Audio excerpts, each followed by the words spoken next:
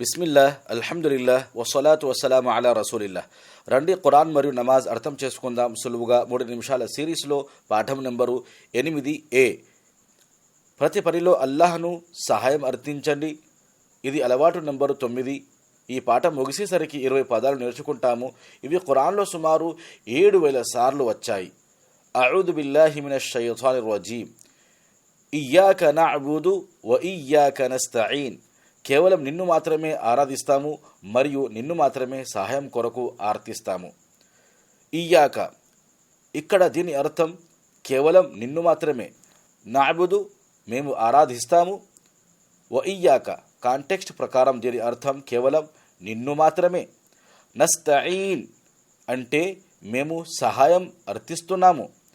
Noon ద్వారా క్రియ ప్రారంభమైనప్పుడు సాధారణంగా దీని అర్థం మేము చేస్తున్నాము వస్తుంది. మేము ఆరాధన చేస్తున్నాము, మేము సహాయం కోరుతున్నాము. ఎందుకని మనం సహాయం కోరాలి? కొన్నిసార్లు మనం భావిస్తాము మేము చాలా శక్తివంతులము, ఎవరి సహాయం అవసరం లేదు, మేము ప్రతిదీ చేయగలమని. కానీ వాస్తవం ఏమిటంటే మనమంతా అల్లాహ్ పోషకత్వంపై పూర్తిగా ఆధారపడి ఉన్నాము. భూమి ఆకాశాలను చూడండి, సూర్య చంద్రులను, నక్షత్రాలను గమనించండి. ప్రతిదీ అల్లాహ్ అధీనంలో, కంట్రోల్లో ఉంది. సజీవంగా ఉండాలంటే ప్రతి క్షణం మనకు అల్లాహ్ అవసరం ఉంది. ఒక చిన్న వైరస్ చాలు మన ప్రాణాలను హరించివేయడానికి. మనం ఎంత బలహీనులమంటే అల్లాహ్ సహకారం లేకుండా నీరు కూడా త్రాగలేము. మన నిత్యవసరాలు తీర్చుకోవడానికి అల్లాహ్ సహాయం అవసరమైనప్పుడు అల్లాహ్ సహకారం లేకుండా అల్లాహ్ ఆరాధన ఎలా చేయగలం? కాబట్టి మనం అంటున్నాం ఇయ్యాక నస్తఈన్, కేవలం నిన్ను మాత్రమే సహాయం కొరకు అర్థిస్తున్నాము. అల్లాహ్ ఇది ఇష్టపడతాడు. మనం ఆయనను సహాయాన్ని అర్థించాలి. అల్లాహ్ సెలవిస్తున్నాడు, ఉదుఊని అస్తజిబు లకుం, నన్ను అర్థించండి, నేను మీ దుఆలను ఆమోదిస్తాను.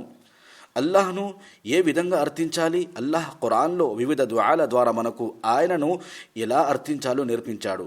కొన్ని దుఆలు రబ్బనా నుండి మొదలవుతాయి, మరి కొన్ని రబ్బి నుండి. ముహమ్మద్ సల్లల్లాహు అలైహి వసల్లం వారు కూడా మనకు అనేక దుఆలను నేర్పించారు.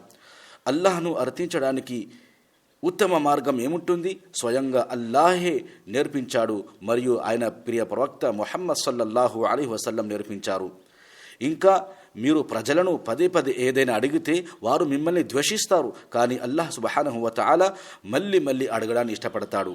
ప్రతిదీ గురించి ఆయన దుఆను ఆమోదించడాన్ని, అంగీకరించడానికి ఇష్టపడతాడు.